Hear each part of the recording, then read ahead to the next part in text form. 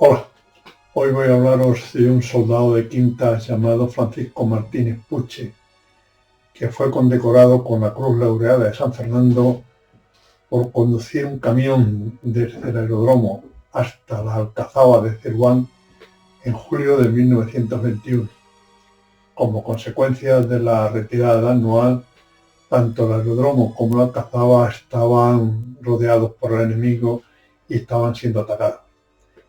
En la Alcazaba no tenían agua, cosa que sobraba en el aeródromo, y al revés, el aeródromo no tenía suministros ni munición. El soldado Francisco Martínez Puche se ofreció voluntario con otro individuo para llevar un camión desde el aeródromo a la Alcazaba cargado de agua y regresar cargado con víveres y munición.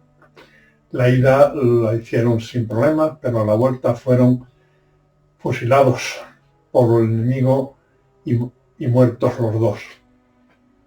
Martínez Puche fue el tercer laureado con la Cruz Laureada de San Fernando de la aviación militar española y el primero siendo soldado.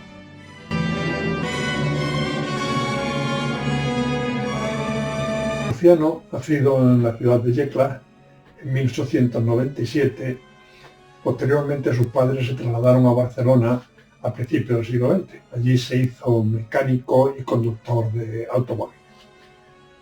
Al llamar a su quinta, en el reemplazo de 1919, fue destinado a las tropas de aviación en el aeródromo de Cuatro Vientos. Después trasladado a Ceruán, donde actuaba como mecánico y conductor de automóviles hasta su muerte.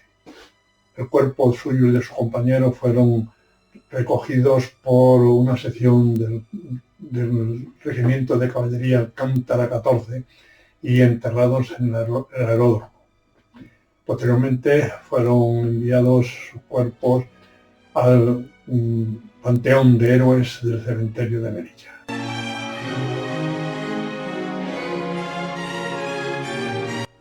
La retirada del Campamento General de Anual produjo una sublevación de todas las cabilas y pérdida del territorio de la Comandancia General.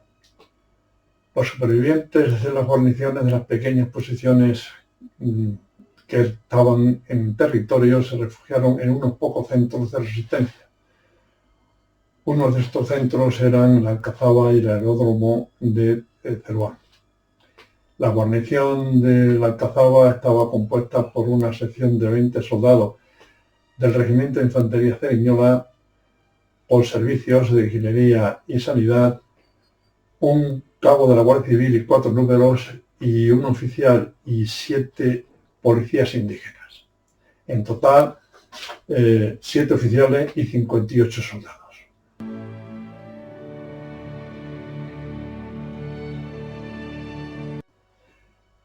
El aeródromo se encontraba a unos 400 metros de distancia de la Alcazaba. Era la base de la única escuadrilla que disponía la Comandancia General. El material de vuelo tenía 5 aviones hábiles, útiles, y uno más o menos inservible. La guarnición la componían un capitán de ingeniero al mando, 3 sargentos y 43 soldados entre tropa de aviación y agregados. A ellos se unieron 30 jinetes del Regimiento de Caballería Alcántara 14, mandados por un alférez de complemento. Estos procedían de los que el general Navarro envió a Ceruán desde Dardrius el día 22. En total componían 3 oficiales y 66 clases de tropa.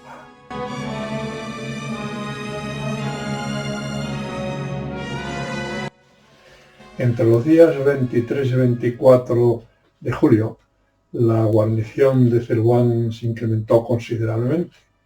Fueron incorporando a fugitivos que huían hacia Melilla y que pasaban por el poblado. Formaron un grupo heterogéneo, mezclando armas y cuerpos del ejército con muy poca moral de combate.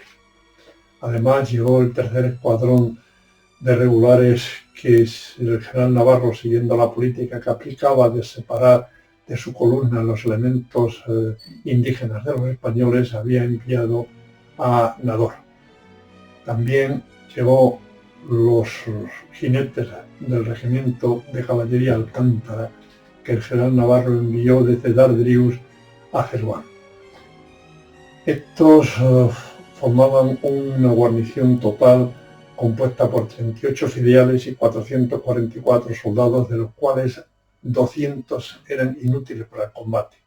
A ellos se unían 20 policías indígenas que fueron desarmados y encerrados porque el mando no se fiaba de ellos, y los 140 jinetes de regulares mandados por 3 caídes.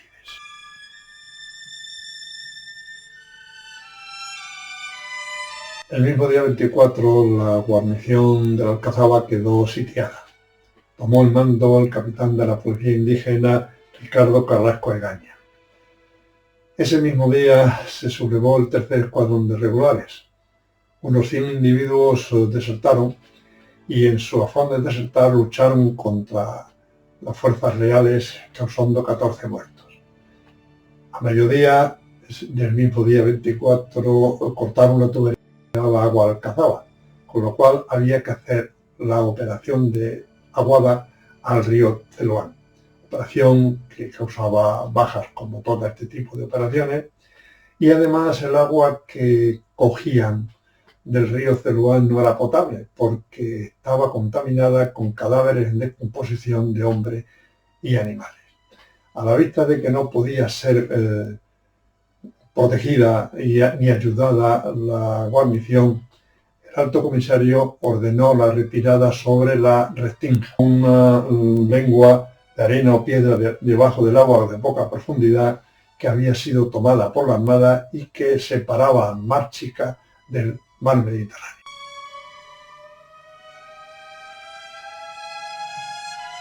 A pesar de las órdenes del alto comisario, continuaron peleando hasta el día 2 de agosto, cuando, con 100 bajas en la guarnición, el capitán Carrasco, después de consultar a sus oficiales, decidió negociar la capitulación. Salieron a negociar la capitulación el propio Carrasco y el jefe de la MIA de la policía indígena, Francisco Fernández Pérez. Ambos fueron probablemente asesinados al día siguiente. El día siguiente, cuando ya se habían entregado las armas y la guarnición se disponía a salir de la Alcazaba, fueron atacados violentamente y muertos todos ellos. Cuando se conquistó de nuevo la Alcazaba, se encontraron 350 cadáveres de españoles.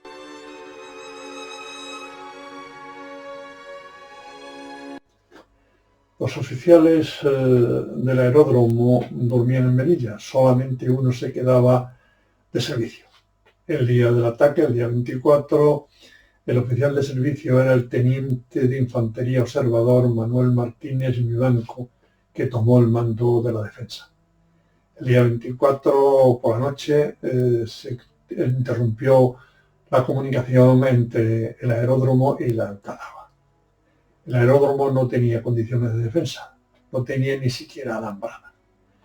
Como tampoco tenía ni suministros ni munición suficiente para mantener una defensa eficaz, se pusieron en contacto con la Alcazaba por medio del heliógrafo y llegaron a un acuerdo, un intercambio de agua por suministros.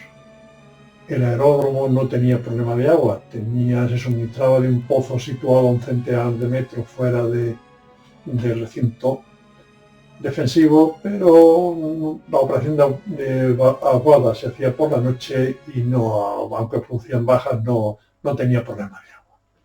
Para realizar el intercambio se presentó voluntario el soldado Francisco Martínez Puche y el conductor del camión Isaac Eguluz Mas. Ambos cargaron el camión de agua y renunciaron a escolta para no debilitar la defensa, y llegaron sin muchas dificultades a Alcazaba con el camión de agua, a pesar de haber sido tiroteado. De vuelta con los suministros, el enemigo ya prevenido averió el camión y mató a los dos soldados. El día 2 de agosto se acercó un emisario con bandera blanca, por lo cual Martínez Vivanco ordenó cese del fuego. Y mientras negociaban, el enemigo asaltó el aeródromo, detuvo a todos los defensores para fusilarlos después.